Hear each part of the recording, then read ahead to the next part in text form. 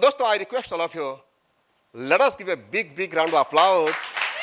Mrs. and Mr. R.K. Yadav ji and Mansa ji, please come.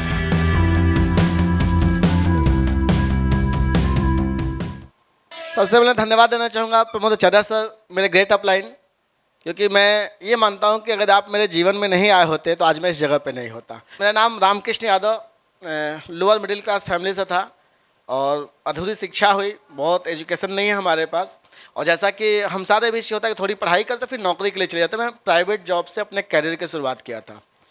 4 साल काम करने के बाद मुझे नेटवर्क मार्केटिंग के ताकत के बारे में पता चला कि नेटवर्क मार्केटिंग एक ऐसा बिजनेस है जिससे मतलब कहते हैं ना कि जैसे मैंने सुना था इस चीज़ को, नेटवर्क मार्केटिंग आप कैसे लेते हैं मैं तो नहीं जानता, लेकिन मेरे कल्चर में मैंने ये जाना कि एक किसान का लड़का किसान बनता है, एक मोची का लड़का मोची बनता है, एक लोहार का लड़का लोहार बनता है।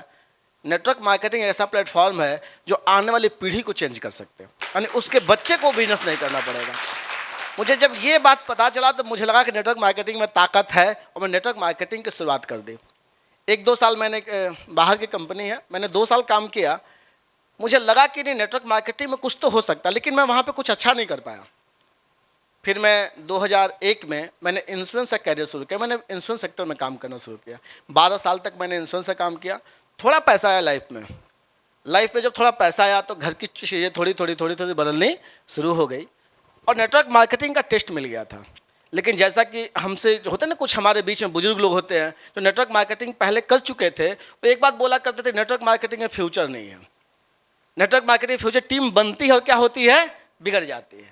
तो उन्होंने कहा कि नेटवर्क मार्केटिंग फ्यूचर नहीं है। मुझे भी लगा कि ऐसे कि कुछ समय 12-13 का दौर चल रहा था। गवर्नमेंट जो है नेटवर्क मार्केटिंग कंपनी में कई सारे मतलब एक तरह से देखा जाए उसको एक तरह से स्कैंडल मानते थे उस टाइम पे। तो मुझे भी लगा कि नेटवर्क मार्केटिंग में कुछ हो नहीं सकता है। लेकिन एक बार उम्मीद की जगह 2016 में जब गवर्नमेंट गाइडलाइन लेके आई तो मुझे लगा कि नहीं, लोग गलत है। नेटवर्क ने जो पहले बताया कि बिजनेस $1 ट्रिलियन का होगा और ये होके रहेगा। तो मैंने फिर से नेटवर्क मार्केटिंग में इंटरेस्ट लिया और 18 में मैंने मोदी केयर बाय चांस नहीं बाय चॉइस ज्वाइन किया। इसके पीछे भी एक घटना है। जब ये गाइडलाइन आया तो मैं सोचा कोई कंपनी शुरू करूं। मैं मतलब बड़े उत्साह के साथ एक बाहर की कंपनी मलेशिया की मैंने स्टार्ट किया था 2016 में। 2 साल मैंने जम के काम किया। मतलब उस कंपनी के अंदर भी एक अच्छा पेमेंट था, डबल डायमंड का रैंक था, लेकिन वो कंपनी जैसा कि होता था वैसा ही हुआ। कंपनी बिजनेस को संभाल नहीं पाई, कंपनी एक तरह से ख़त्म होने के कगार पे खड़ी हो गई।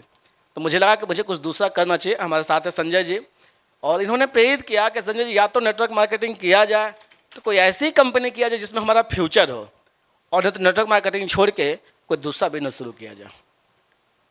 तो फिर 1 सप्ताह सर बाहर जाना था सर को, मैंने इस डिसीजन लिया करना क्या है। मैं 2-3 कंपनियों के बारे में सर्च किया और जैसा कि सर बोले ना यूट्यूब चैनल बनाना चाहिए, मैं सही बताऊं मोदी केयर तो मैंने पहले कभी सर्च नहीं किया था, ना मोदी केयर मैंने पहले कभी जाना था, ना मैं ये जानता था कि मोदी केयर कोई कंपनी है। मुझे आज तक कोई मोदी केयर का प्लान भी नहीं बताया था। मतलब कोई ऐसा टकराया नहीं जो मोदी केयर का प्लान बताए। तो मुझे लगा कि मुझे मोदी केयर करना चाहिए, तो मैं यूट्यूब पर सर्च किया। तो यूट्यूब पर सर्च किया तो आचार्य सर का वीडियो आ गया। फिर उसके बाद 2-3 बार और सर्च किया प्लान। फिर तो जितनी बार मैं सर्च करता था यूट्यूब पे बस वीडियो आचार्य सर का आता था। तो मैंने देखा कि वीडियो के नीचे वेबसाइट था pramodacharya.com। तो थोड़ा टेक्निकली दिमाग लगाया और मैंने ओपन कर लिया। वैसे वेबसाइट पर सर के ऑफिस का नंबर मिल गया। ऑफिस पर जब नंबर मिला सर का, मेरी बात भी हो गई। तो जिस दिन मतलब मैं शनिवार के दिन कॉल करना शुरू किया था, शनिवार को बात नहीं हुई, संडे को बात नहीं हुई, मंडे को बात हुई। जब मंडे को बात हुई तो सर बोले कि मैं तो पटना में ही था संडे के दिन। तो पटना में ही था तो मैं सोचा कि मेरे पास में ही थे। तो बोले भुवनेश्वर तू आ सकता है? मैं बोले आ सकता हूँ। तो बोले किस डेट को आ जा। मैंने तुरंत फ्लाइट का टिकट बुक कर दिया और मैं आ गया यहाँ पे उड़ीसा। सर मुझे पहचानते नहीं थे लेकिन एयरपोर्ट पे मिले। मैं तो सर को पहचान चुका था, कई बार वीडियो देख चुका था। सर से मिला और मिलने के बाद मैंने इन्होंने पूछा तू क्यों आया है? मैंने बोला सर मोदी केयर करना इसलिए आया हैं। तो क्या पाना चाहते हैं? बोले 50,000 रुपये की इनकम चाहते हैं। सर इसी में शायद सफारी में ही रुका था मैं उस दिन। सफारी में ही छोड़ के सर चले गए। उसी में मीटिंग थी, मीटिंग हॉल भी बड़ा है, किधर है पता नहीं, लेकिन उस दिन था। तो उन्होंने कहा कि मीटिंग है, आना देखना, जो जैसा लगेगा फिर शाम को बात करेंगे, हम लोग दोपहर खाना साथ में खाएंगे। मुझे उस दिन लगा कि नहीं, मीटिंग में आया, मैंने देखा यहाँ पे जो मोदी केयर का यहाँ पे हो रहा था, तो मुझे लगा कि नहीं ये बिजनेस तो हो सकता है। सर ने कॉन्सेप्ट दे दिया, वो यही बोले तू कर सकता है, बस कैसे होगा तो प्लान से आएगा पैसा। प्लान सर ने समझा दिया। कुछ मेरे ऑब्जेक्शन थे, सवाल थे, जो कहीं डर और विश्वास था नेटवर्क मार्केटिंग को लेकर, सर ने उसको बड़ी इजीली सॉल्व कर दिया। मैं उसी दिन डिसीजन लिया कि मोदी केयर मैं करूँगा, और बस गया अपने यूपी बलिया से मैं हूँ और इस बिज़नेस की शुरुआत की। बहुत अच्छे से बिजनेस में, तो फास्टेस्ट मैंने बिजनेस की शुरुआत की। 13 महीना जाते तो मैंने इनकम 1 लाख पे खड़ा कर दिया, और हाईएस्ट इनकम अभी तक 1,72,000 का पे आउट मेरा हो चुका है मोदी केयर से। लेकिन आज भी एक अच्छी लाइफस्टाइल मोदी केयर से हम लोग जी रहे हैं।